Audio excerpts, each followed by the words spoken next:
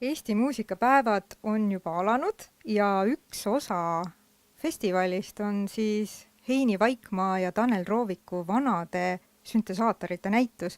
Ja meie oleme tulnud täna Heini Vaikmaa juurde ja ma luban, et siin on tõesti väga põnev. Tere, Heini! Tere!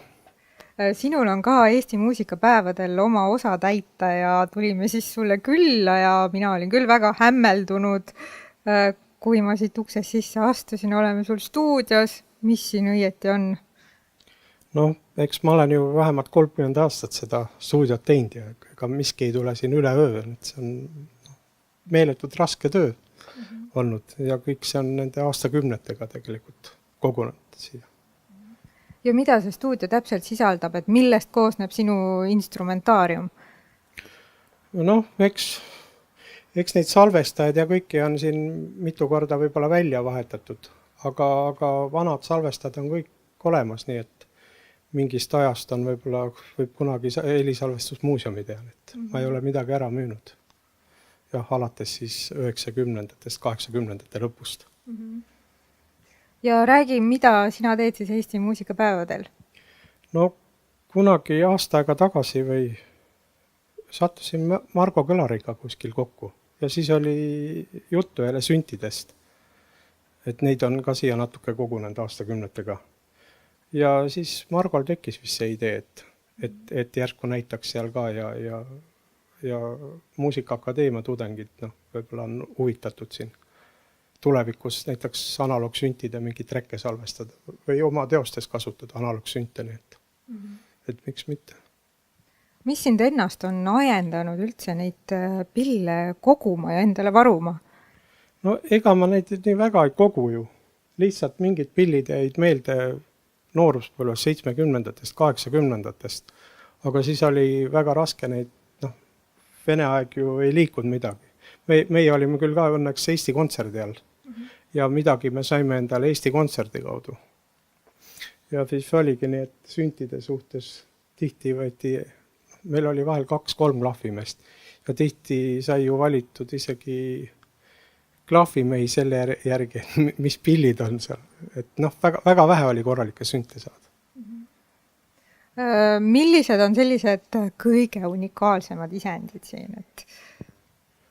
No, ma ei tea, lähme võib-olla sinnapoole siin näiteks. Need ei ole mitte unikaalsed, aga mis jäigi nooruspõlvest meelde 80-ndatest, et Tõnu Väärtnõu mängis meil klahvpille vahepeal, kes hiljem 7. meele läks, kahjuks enam ei ole teda. Aga siis minul jäi see sünt meelde ja siis aastaid tagasi kuskilt Hollandist, kuskilt portaarist nägin, et üks üsna korralik isend on müüa. Et meil oli Tõnul ei olnud, ma mäletan seda kontrollerit, mis siin peal. Et nüüd oli ka nii, et see kontroller maksis rohkem kui sünt ise. Ja ma olen kellegi vist vahepeal Eestis ka niukest näinud, aga ei olnud seda kontrollerit. See on just kontaktid tahavad puhastada vahepeal, mis on ka kogu aeg. Kõike parameetrid siit, eks ju.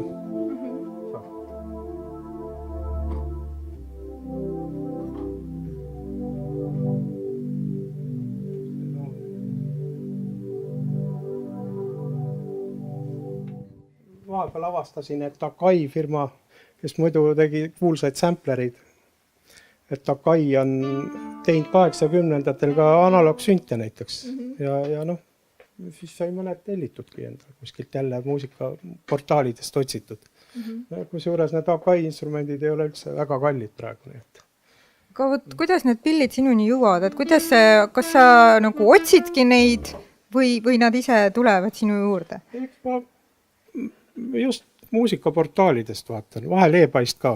E-pais on muidugi hinnad kallimad. Ja selge see, et siin on süntega, mis kuulavad Mahavaki teisele klahvimeele. Ja on veel pille, mis on tõesti siia lihtsalt tulnud. Kas sul on mõne pilli sinu juurde jõudmisega, aga mõni selline põnev lugu rääkida?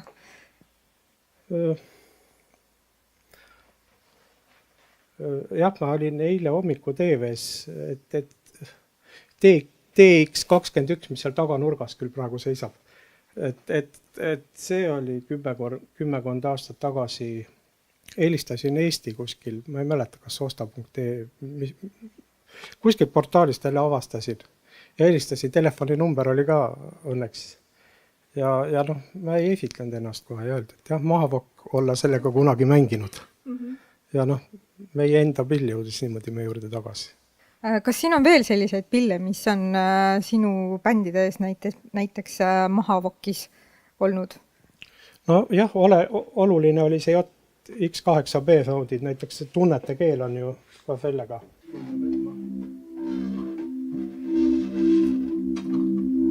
Kontaktid on veel enne näitust ära puhastada.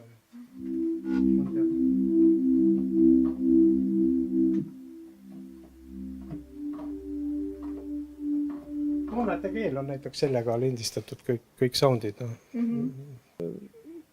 80-ndatel üks Rolandi sampler oli, vist oli üks esimesi, kus ka soundid võeti nagu siin analoogselt disketi peale. No see ei ole mitte praegu nagu nüüd hilisemad disketiseadmed olid.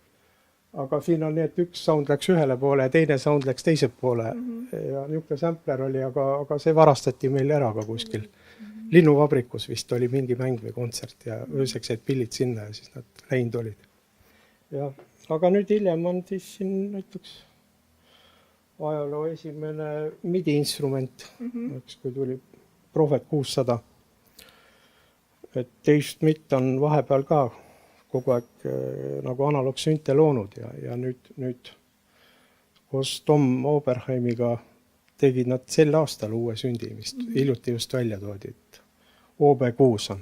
Ja Prophet on ka, see on Prophet 600, aga Prophet 6 tuli ka nüüd hiljuti välja mingi pool aastat tagasi võib-olla, et praegu kunagi, kui võimalik on, siis tahaks need endal muretseda. Aga noh, selge see, et ega üle ühe sündi aastas ei jõua osta ikka tegelikult. No need mõned vanad ei ole alati kallid, tuleb otsida, aga nüüd on jälle see häda, et enamus on romud ja korralikke eksemplaare on raske otsida. 30 aastat pill on või 20 ei ole nalja. Aga suur aitäh sulle, Heini, et nüüd sai räägitud juttu, millest poolenisti mina ei saanud isegi mitte aru, aga kõigil on väga hea võimalus siis tulla näitusele ja saada seeläbi targemaks. Jah, et 12.–14. siis Rahvusraamatukogus on näitused. Tulge vaatama. Aitäh!